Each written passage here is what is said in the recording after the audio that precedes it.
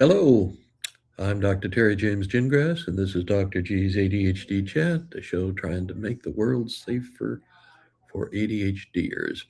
I'm a clinical neuropsychologist, and I'm also the father of two ADHD kids that we're sure of, and I married into a whole family of ADHDers. And as I look at my own family, possibly some more there as well. And I've been in private practice for 40 years at least. Well, it's actually a little longer than that, but once you get over 25, it's still a lot. Anyway, so today I want to talk about routines. Now, I grew up in the 60s, and it was do your own thing, man. Don't let the man put you down. They're sending us all to Vietnam to get killed, da da da da da. So, routine and structure were not highly valued. And when you look at an ADHD, you think, really? They need routine? Well, actually, yeah, they do. But the big deal for a ADHDer is having to make a whole lot of decisions. I mean, they will never tell you that, but they freeze. And the older they get, the more they freeze. And it can make even simple decisions kind of rough, like planning a meal, at 3 or 4 o'clock in the afternoon in my household takes a lot because people don't like to make decisions. It's even at simple ones. The other idea is that ADHDers, they want novelty, they want everything to be fun and, da da da. But that fun, when your morning routine starts to look like a Chinese fire drill, probably need to be here because I'm going to talk about this a lot. Okay, so external structure is real important for an ADHD brain, and this is for kids and adults. Okay, if you have a child with ADHD and one of your parents has ADHD, or if you happen to be an odd adult that just wandered in, um, ADHDers need routine. The reason they need routine is because we have weak working memory. That is just the kind of short term. Well, it's different from short term memory, but it's the kind of memory where you say, "Yeah, I got to remember to pick up bread on the way home." And then you find out you're 10 miles past the last place where you could buy bread and you still haven't gotten any. I mean, that is working memory. Or if the boss says, I want you to do this, this, and this, and 10 minutes later you got this done, but you don't have this and this done, that's working memory blowing a fuse. And ADHDers are famous for this. They have very poor working memory typically. And they also have problems making decisions. And the combination, well, it can, that plus reflex or rejection sensitive dysphoria, and you've got a temper tantrum on your hands. So setting up some routines is terribly important, okay? And you have to do it in certain structure. You have to have, first of all, you have to have everybody agree to what you're proposing. I mean, when they're young, probably just you and your spouse agreeing on how it's gonna work is going to be the best thing for it. But you're going to need to have everybody buy in. When they're little, it's like saying, okay, this is the way we're doing things. This is the way it is. If you're an adult, that gets to be a little trickier with your ADHD situation. But the problem with executive functioning is, or weaknesses, is ADHDers don't really like to make decisions. Okay, and you don't think about it, but what to do when I'm supposed to get up out of bed.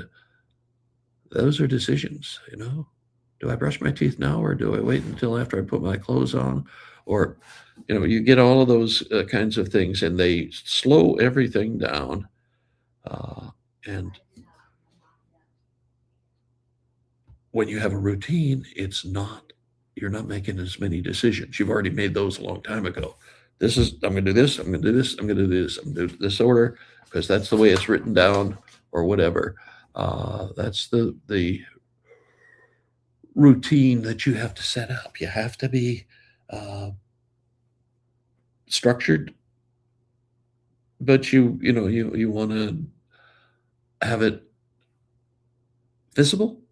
You have to have like visual checklists. A checklist with somebody brushing their teeth, somebody combing their hair, somebody putting on their clothes. Those kind of things work really well with children. They do, and then they get to move the little magnet or check a mark or whatever, however you've got it set up. But you have to have that kind of external supports, because if they could do it just by reminding them all the time, well, you still would have to remind them all the time. But if they've got a checklist on the mirror or a picture graph on the mirror, in the bathroom, they can follow that, and it'll save you a lot of problems and a lot of anxieties. But the first thing, of course, you and dad have to have decided, or you and mom have to have decided, what's the routine going to be? How are we going to do it? Because you got a whole big family and you've got to coordinate everything, and it's got to all work out. And for kids, especially, there are three real problem areas where you need routines. One is first thing in the morning. I don't know that I ever had a patient family in therapy with me who didn't say, mornings are a nightmare. Everybody's yelling and screaming and crying, and it's terrible. Okay. In the morning, first thing, after school, when they come flying in the door off the school bus or however they get there, what's supposed to happen in what order? And you guys need to work that out. You both have to have the same, parents have to support each other. You have to make the decision together, and then you have to enforce it together. And so you've got to have that routine. And then, of course, there's the bedtime routine, which is another chance for things to become problematic. It's the biggest the biggest deal is, they get into something and you don't have a slow down kind of program built in to their evening. So they're wanting to play their video games or whatever till the last second. Oh, come on, just 5 more minutes. I'm almost done here, and that sort of thing. You have to deal with that. You have to deal with it. The consistently is the big deal. What's another one of those things where a parent of an ADHD child needs to be consistent, because if you're not consistent, they'll think, I can maybe get away with an extra 10 minutes here if I work it right. So make the decision one time, stand by it, and get her done, as they say, or some people say. So you've got to have that set up beforehand. I mean, you don't want to be making decisions in the midst of the chaos. You want to make decisions when everything is calm and quiet, and you can think about it. And then you get everybody, tell them what we're going to be doing, and look for any reasonable changes to things, and then that's it. That's what you're doing. So your routine for your kids have got to be strong and in place. They've got to know what to expect, and ideally there are, externalizing the executive, as I say that all the time. If you're trying to get them to count on their memory, or trying to get them to count on what you've just told them, or trying to get them to count on knowing the system themselves, you're probably going to have problems. External reminders are important, and that goes all the way into adulthoods. ADHD adults can still, They put down their, they're always looking for their glasses, or they're always looking for their pen, or they're always looking for their daytimer or notebook or whatever. That is not lack of intelligence, and it is also not impending dementia. It is poor working memory and just general poor executive functioning. And that's part of the diagnostics of ADHD. So you've got a choice. You either keep struggling or you adapt and adjust. And by adapting and adjusting, I mean have external reminders for kids, for adults.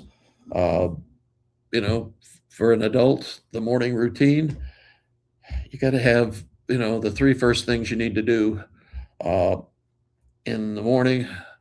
In the When I was in the Air Force basic training, it was at triple S, shower and shave. I'm not going to say the first one; it'll ruin my rating as a kid show. But you you just need to know what you're going to do when you're going to do it, and make it a routine.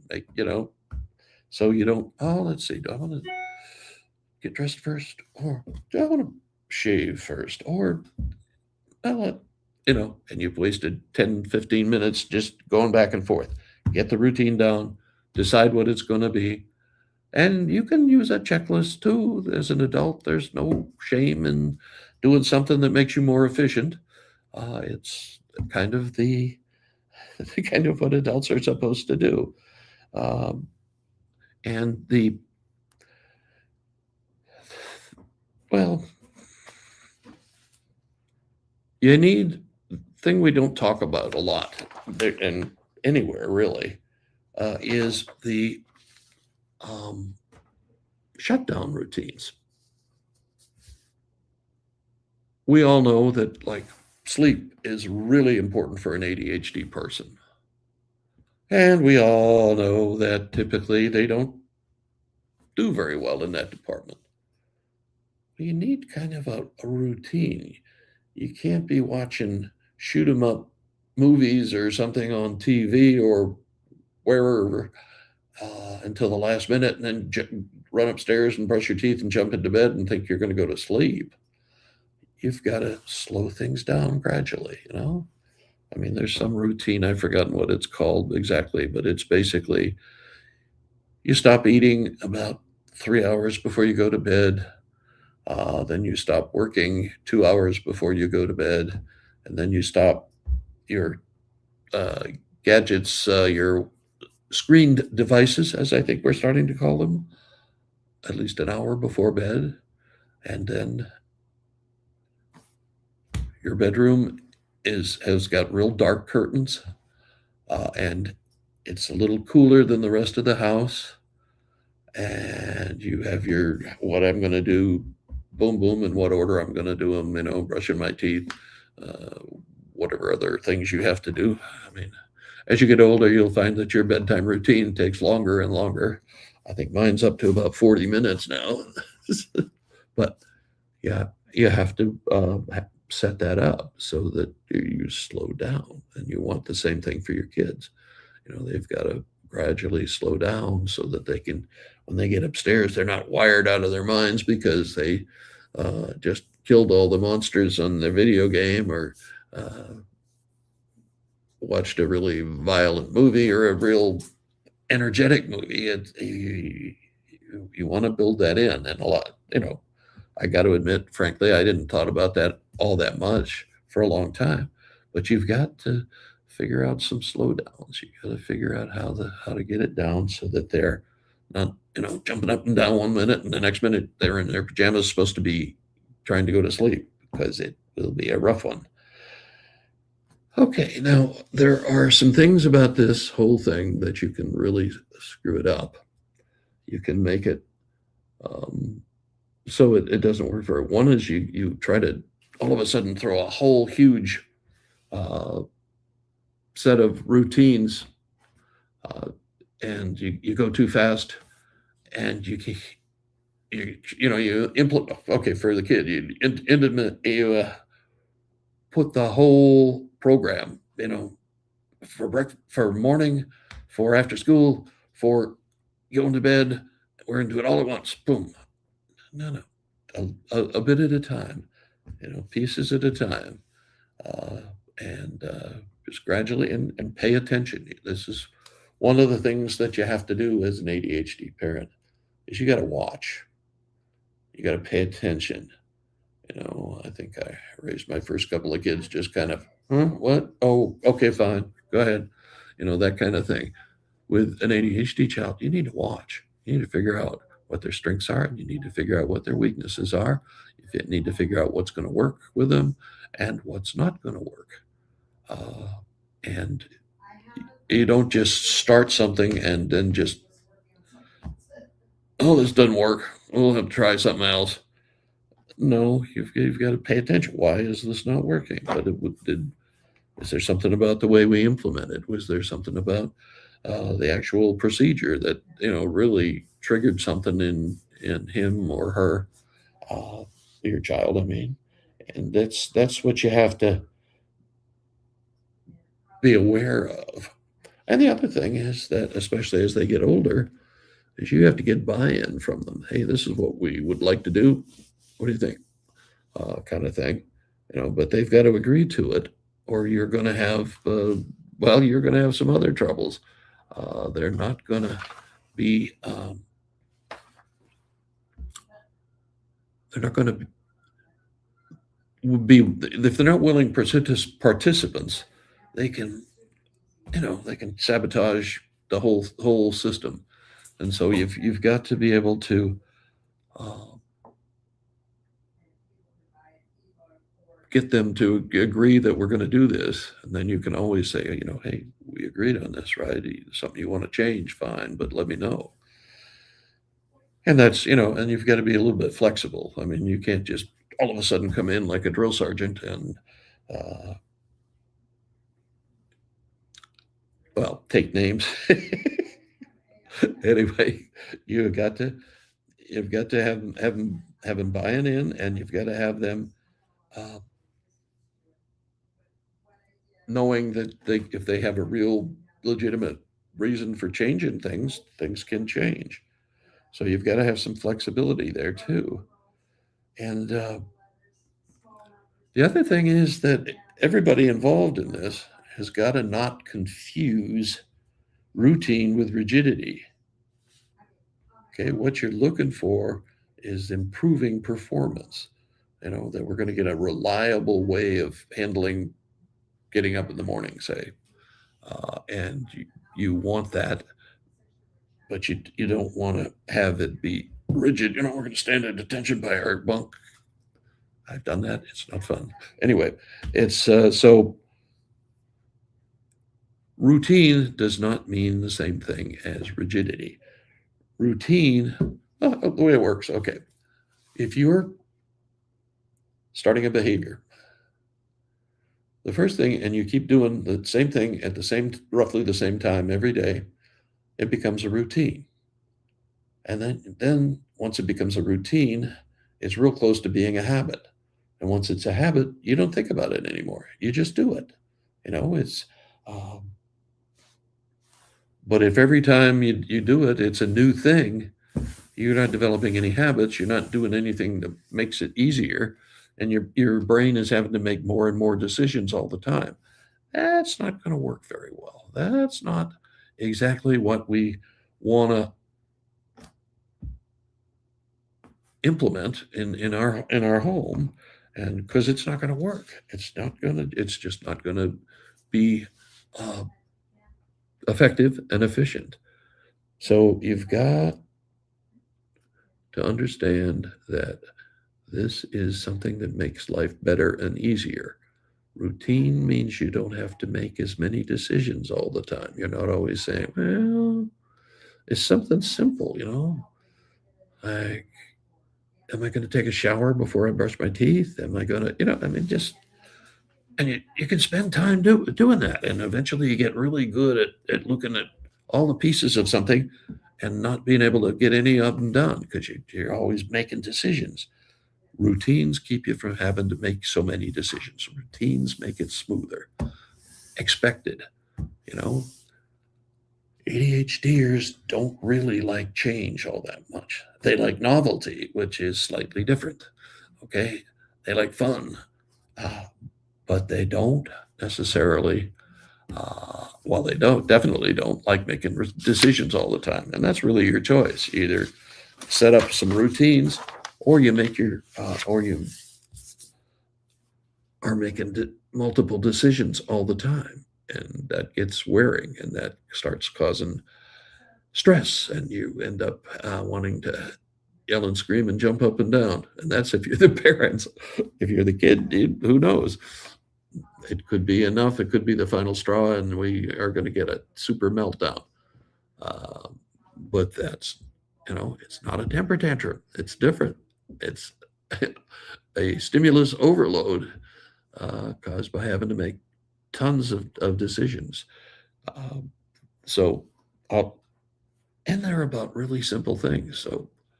So anyway, so you want to get routines set up in your household. You want to think about it. You want to think about what's important to you, how you often you want it to go, and or how often you have to use it, and what kinds of situations are uh, the kind you want to subject to some sort of a formal routine. And I think, if you just do the getting up in the morning first thing, coming home from school first thing, and uh, getting ready for bed for your children. Adults with ADHD have the same problems, just slightly different situations. They have to get up in the morning and be at work at a certain time, probably, uh, unless they're entrepreneurs. And even then, you need some routines, or you're never going to make any money to support the family as an entrepreneur. You have to figure out ways to make yourself more efficient. The ADHD entrepreneur is his own boss, and that's part of the attraction. Uh, and part of why so many people are with ADHD are entrepreneurs, is they don't like taking orders from other people, and they have the exact kind of super creative, high energy, quick decision making sort of mind that works really well with entrepreneurship. But efficiency is not one of those strong suits, and so routines need to take the place of that. You need to set that up. Uh, so for the things you don't naturally do very well, you've still figured it out a way to get it done. And that involves setting up some routines and following through. Routine. This is how I get up in the morning. This is when I start working, whether I have an office someplace else or I'm still at home, wherever I get there, and I start at some time that's repeatable and predictable. It doesn't have to be 9 o'clock in the morning. Like I know my wife, who's recently decided she has ADHD, and she has she would have been on second shift if she had her way. She likes that.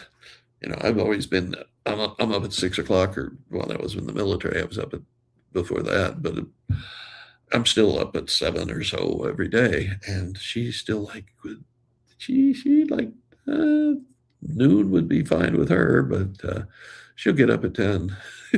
But it doesn't matter if you're your own boss. 10 o'clock works for you, fine, but make it part of your routine. Make it something you do all the time.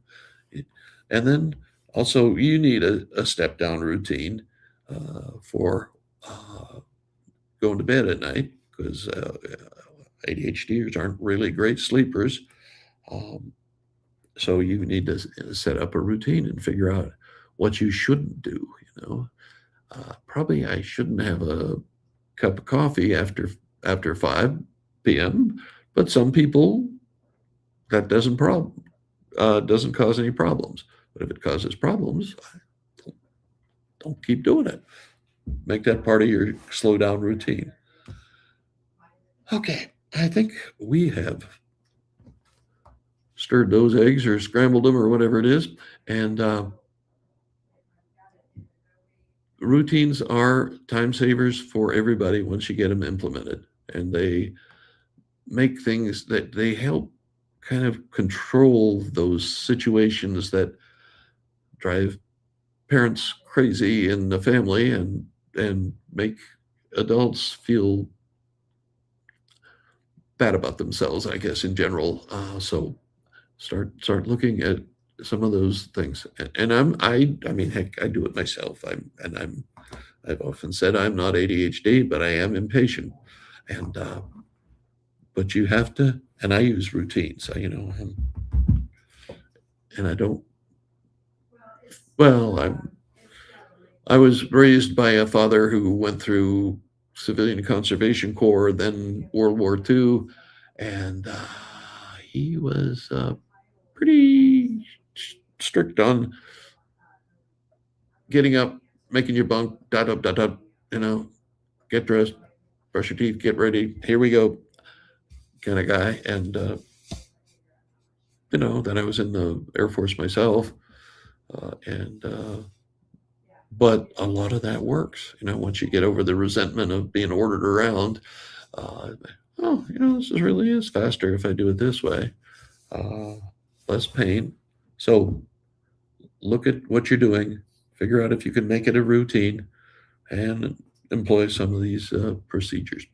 Okay, I'm Dr. Terry James Gingrass, and this has been Dr. G's ADHD Chat, and we're still trying to make the world safe for ADHDers.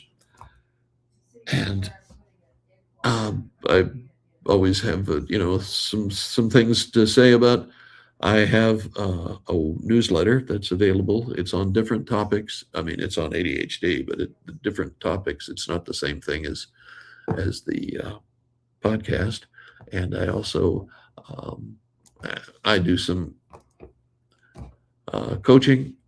I do a lot of ADHD executives and a few families, and that waxes and wanes, and over time. So sometimes I'm wide open, and sometimes I'm busy. So anyway, but you can sign up for all those going to my website, terrygingrassphd.com. Okay, we will catch you next week, and see you till then.